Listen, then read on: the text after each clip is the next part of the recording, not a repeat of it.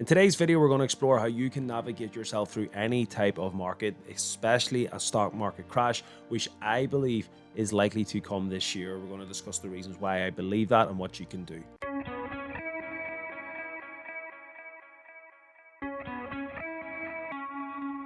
Welcome back, everyone, to Buy Wholesale. I hope, of course, you are all well. The first thing that I want to look at is why I believe we're in a stock market bubble. The first thing I'm going to pull up here is the S&P chart for the previous week. And as you can see, the same stocks are going green. Microsoft, Apple, Nvidia, Google, Amazon, the sort of magnificent seven, as they're called. These stocks are, in my opinion, what's driving the market. And if you look at the performances of the other 493 stocks of the S&P and the NASDAQ and the other types of markets, you will actually find that the majority of them are still down from the previous crash that we had, which was last year.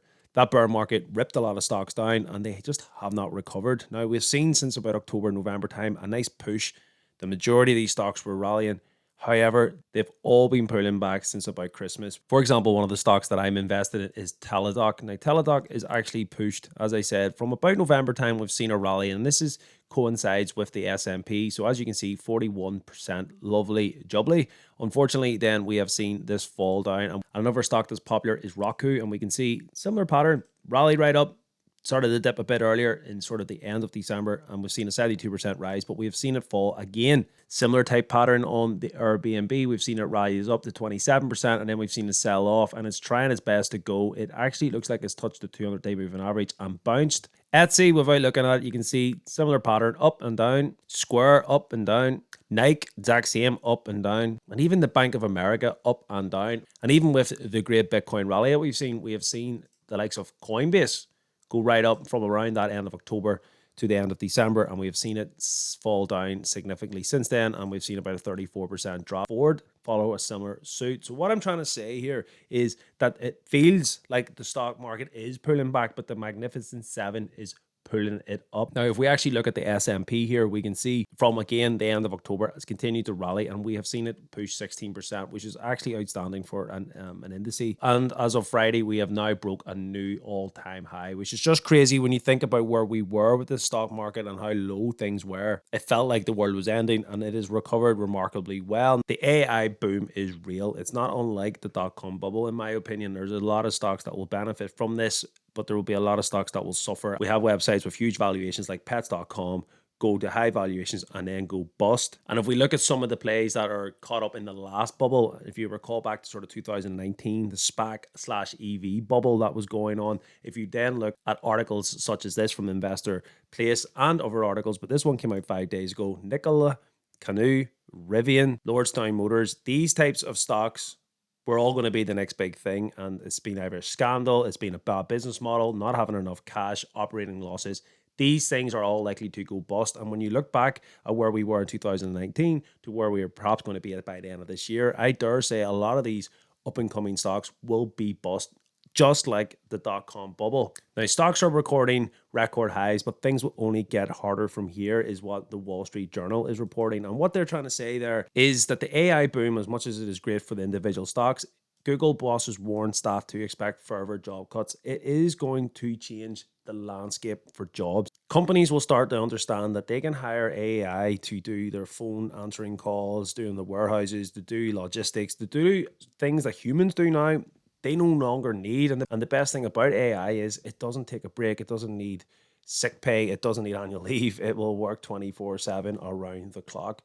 This is only going to get stronger, and I fully expect a rotation here. Jobs to go down and these AI plays to go up with revenue. So the big question is, can this Magnificent Seven bubble that we're in, can it continue on to drive this market up? My short-term prediction based on the 21st of January 2024 is that we will continue on this ride up until about the time where the Fed pivots. And when the Fed pivots, that's when they start reversing the interest rates and bring them down.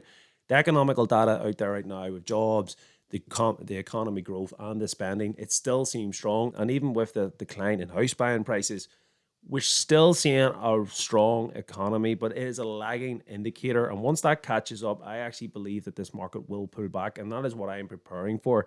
Now, for me, 2024, as I've been putting into my Discord, and if you're interested in the Discord links, they're down there.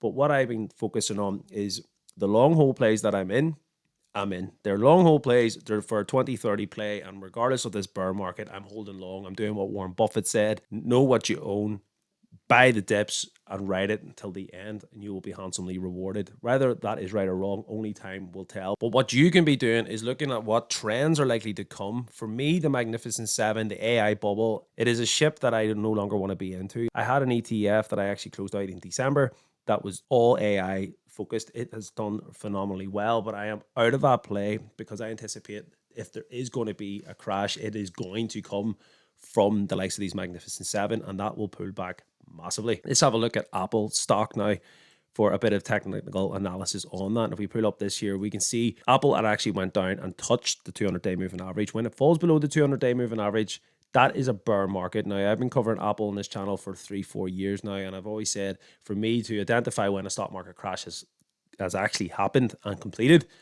it'll be Apple. That's the one that I'm watching. That's the one that really needs to beat out. And that is not yet happened. Microsoft looks like no signs of stopping, and it has a reasonable MACD, so there's still room there. Tesla, on the other hand, has sold, and it has fell into a bear market, which is quite surprising. This level of support should hopefully act up for a bit, but it'll be interesting to see what it does this week. This could sell off, and this could be a golden buying opportunity on Tesla. Now, the difference between Tesla and the other plays is the majority of the other Magnificent Seven, perhaps with NVIDIA to the side, are long staples. Apple, Microsoft, Alphabet, Google. These types of stocks have been around, tested, and they're more diverse. Tesla's more of a growth play still, even with its market cap, in my opinion, with the stuff that's coming down the road, the likes of the robots, the AI, self-driving, and just this sort of EV bubble that we talked about starting to come off the road a wee bit. People are being a bit more skeptical about it. The infrastructure, the fact that the governments are deciding to go to war rather than invest in renewable energy. These types of things do concern me a bit. I think that's part of, outside of the individual news with Tesla, is part of the reason why it is selling off. Now, NVIDIA just looks like strength to strength. And this is one stock that I have regrets on. January 23, if you look at this performance over the year, 260%, absolutely outstanding. The crypto market has went through this bear run. It has had it. It was brutal. We remember it. We lived it. Now we're looking towards the future. And for me, it is having a healthy cool off after the ETF has been launched. The ETF being launched shows that there is absolutely plenty of investors, plenty of people thinking that this has got room to run. And I truly expect it to run this year. Bitcoin will halve in April. That is going to be huge, and that will, as it's showing now, there's not a huge strength, but anytime that it has halved before, it has always rallied. So for me, I'm taking a full advantage of the Bitcoin rally. That is my continued hodl, but that's just something that I'm really going to heavily invest in over the coming months. Going to keep my long holds and my swing trading. Now, my swing trading, usually I do stocks, S&P, but because of the uncertainty I feel that there is with the S&P, I'm going to play it extra safe. And this is the tip that I believe you could have outside of investing in Bitcoin, outside of investing in your individual long holds. Obviously, don't be fearful if you are investing long in anything. If you know what you've done and you're content with the fundamentals and they have enough cash, and that's the key thing. Look at the cash balance. How much cash burn are they going through? If it is a growth play, the likes of Matterport and Teladoc, I've done my due diligence. I'm content that there's at least 4 or 5 years based on the current cash burn that they will survive, meaning that over the next 3-4 years, if there is a significant crash or a sideways market or whatever, the likelihood is those companies will stand. So fundamentally, as long as they keep growing in the right direction, I should not be worried from a long-term perspective. Now, the stocks that I want to look at is ticker symbol FIW, which is First Trust Water. Now, the first thing you're going to say is water born. It is the opposite of liquid. It is dry. Let's be honest. But what I like about this is if we strip this out and go to the all-time, going back as far as June 07, even in the market crash, it did sell off, but look at where this trajectory has went over that time. It's safe to say that the water is something that everyone is going to need, and it is something that will be here forever. I like that. That provides me with a lot of comfort, and especially as an ETF. And if you're interested in me breaking down ETFs, perhaps that I would swing trade and the reasons being, drop a comment down below. We can most certainly discuss that. Look at the swing trading opportunities on this. In July 23, a sell symbol would have came on the buy wholesale indicator. That is part of my trading course, but this is just basic MACD, RSI even. Look, they crossed over here. This is where you would place in a short, and then you would ride down, picking up, okay, 5%. The idea behind these is you would be leveraging not huge, whatever you're managed. It depends on the amount of money. Maybe you don't even want to leverage, because if you leverage, you get in the whole you can get caught up in the whole getting cashed out and all this. If you have a substantial amount of money, picking up 5% on 100 grand is going to be lovely. If you bought at these levels and waited for the buy symbol, you could then write it up, pick up another 3%, and then the sell symbol comes in, and then you sell. And where would you go this time around? Well, you would sell it down 9%. And just imagine being 2 times leveraged on that between the 5th of September to the 9th of October. In 1 month, you could pick up 20%. And that's just 2 times leverage. And the buy symbol would come in, you would buy it, write it up 2%. Sell symbol comes in, you close and you write it down, pick up another 8%, and then here you go. You'd be buying here and writing it right up 20%. 2 times on that between the 3rd of November and January. 2 months, you would have picked up 20%. Imagine being 2 times leveraged on that, 40%. And now we have a sell symbol come in. So what you would do is sell and pick up 3% currently, but you still be in this trade. The charts look strong that it is still to continue going down. And I would be watching this. But the comforting thing is, if you didn't like shorting, buying on the buy symbols and holding long, the trajectory over time is that this is going to go up. It goes up every time. Water's not going to go away. So that is the kind of safe haven that I'm looking at for gains this year. Another one that you could be looking at is, as I was saying about the S&P potentially being risky, and I love swing and trading the S&P, and that's been one of my go-to for the last 5 years. But for me, I'm looking at it going, let's just assume the S&P, the American stock market, is going to go through a difficult enough time this year. Hedge your bets. Why not go for an all-in world ETF? Now, this one actually is a bit different than the water. This is the world market. So if a world crash happens, it's going to go down. And obviously, COVID was worldwide, so that also affected things. So you don't get any guarantees with this one either that you're going to avoid a huge crash. But the difference is, at least you're spreading your risk. And generally speaking, if you buy at the low points, you can ride this up. So you could be riding it up 60%, riding it down. And this is on the monthly. And you could trade on the monthly. Let's just strip it in even to the weekly chart. There's not too much managing this. You can see here a sell symbol comes in. You would write it down, and there's your buy symbol. This is where you pick up 9% from 7th of August to the 20th of November. Over the course of 3 months, 9%, again, 2 times leverage, close to 20% over a few months. Buy symbol comes in, you'll be writing up, here's your sell symbol. You're picking up 7% between November to January. So in 2 months, you've then picked up another, if you're again, 2 times leverage, 14%. Sell symbols come in. I am waiting just a little bit more confirmation, and where I'm going to get the confirmation is on the day chart. So if I zoom in on the day chart here, and again, there's no reason why you can't be trading this on the daily. It all depends on what you're doing, but this is ideally for people that don't want to have too much managing of these things, just in and out, picking up what they can. The daily chart shows that we've just bounced off the 200-day moving average, which means we're not in a bear market. And generally, the 200-day moving average is a huge support level.